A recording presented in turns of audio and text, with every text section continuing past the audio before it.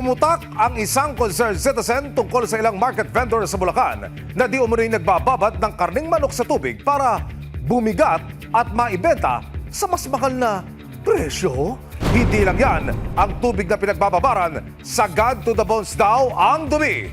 Simula pa lamang ng taon, lumaban naman po kayo ng patas.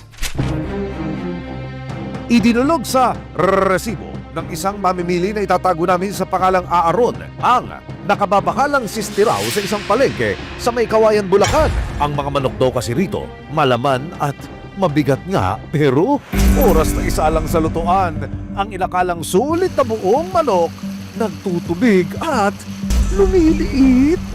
Doon sa drum na nakita natin, marumi, nakababad yung manok, tapos lahat ng balahibo niya, dugo, nakahalo doon sa manok. Para lang bumigat yung manok at kumita sila ng malaki, gumagawa sila ng gano'n na nakababad yung manok. Kaya naman noong January 6, binisita ng resibo ang nasabing palengke. Sa aming pagmamanman, itinatago ng ilang vendors dito sa maruming tubig ang mga whole chicken at ibinababad ng hindi bababa sa 3 oras. Sa gusto kong makamura, napamura ka doon sa nakita mo at saka yung nabili kong manok dahil nga hindi siya magandang quality at nagtutubig yung manok. Sa pamamalengke ng resibo, kitang-kita na galing sa balding puno ng nanggigitatang tubig ang manok. Magkahango, si Kuya, nirekta na sa kilukan ng manok at saka ito ipinlastic. Susunod! Para saan? Para panglinis. Yung panglinis nyo, mas madumi pa yata eh. 2 paslit na nasabugan ng iligal na pumutok sa Tondo, Maynila. Ligtas pa raw sana kundi dahil sa isang grupong naunang sumindirito. Resibo, walang lusot ang may atraso. Resibo, walang lusot ang may atraso. Ang manok na aming nabili sa mismong stall na inirereklamo ay agad naming niluto gamit lamang ang simpleng pagsasangkutsa o yung paggisa. Ngunit sa loob lamang ng 10 minuto, kapansin-pansin na ang labis na paglabas ng katas at tubig. Ipinapakita ba nito na ang manok ay binabad muna sa tubig at may kasamang tubig nga ba ang ibinabayad ng mamimili sa kalit na purong karne? Idinulog ng resibo sa National Meat Inspection Service ang inilapit na reklamo.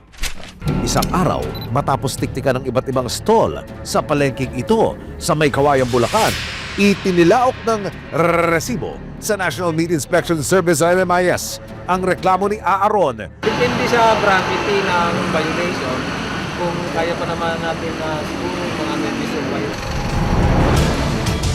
Hindi na sila nagkaksaya pa ng oras. Nagkasana ng surprise inspection ng NMIS kasama ang resibo. Pagdating sa palengke, ang mga drum na naaktuhan naming pinagbababaran ng mga manok, inalisan na ng tubig. Ang mga naaktuhang ito, 30 minuto lang bago sinimula ng surprise inspection. Taga National Meat Inspection Service po kami. Sino pong piling kausapin? Ano itong mga nandito? Taas lang po yan. Pero anong Tira. tira namin.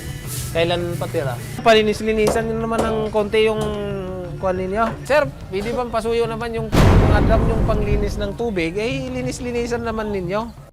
Sumunod na nilapitan ng NMIS ang stall na nakunang nagbababad ng manok sa isang malaking drum ng marumi at dugoang tubig.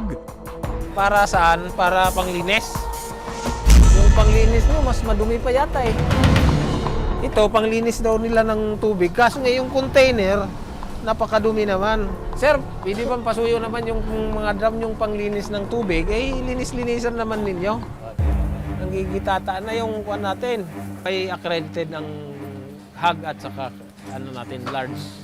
Pero yung chicken nila, hindi po accredited. Parang locally registered meat establishment siya. Ayon sa isang tindero, saglit lang naman daw nilang binababad ang mga manok para malinisan at matanggalan ng balahibo. Di ba naman binababad, ma'am? Mga ilang minutes lang para maugasan lang yung manok. Mga 1 minute to 2 minutes lang. Ano yung masasabi mo na magalit sa akin na matagal na nakababad? Sa iba siguro mo kasi sa amin, di naman ako baba dito eh. Ano lang ng mga sandali lang ng paghugas, alis na. Pero ayon sa National Meat Inspection Service, hindi pa rin ito naaayon sa tamang paglilinis at storage ng mga manok. May posibilidad po na mag-absorb ng tubig ang ating karne pag nakababad ng matagal. Yan po ay isa ring pandaraya. Yan po ay labag sa ating Consumer Act kung saan dinadaya natin ang consuming public. Sa ilalim ng Consumer Act of the Philippines, Article 23 on adulterated food, itinuturing na adulterated o may halong dumi o hindi naligtas ang pagkain kung ito ay inihanda, ibinalot o itinago sa ilalim ng marumi o hindi malinis na kalagayan. Pwede kasi itong makontamina ng dumi at maging mapanganib sa kalusugan ng kakain nito. Bumigat na-contaminate pa, nadagdagan pa ang microbial load ng ating karne. Sa mga accredited natin po na planta, na poultry raising plant, ay mayroon po tayong final wash na kung saan ito po ay may yellow, then mayroon pong chlorine na required ppm.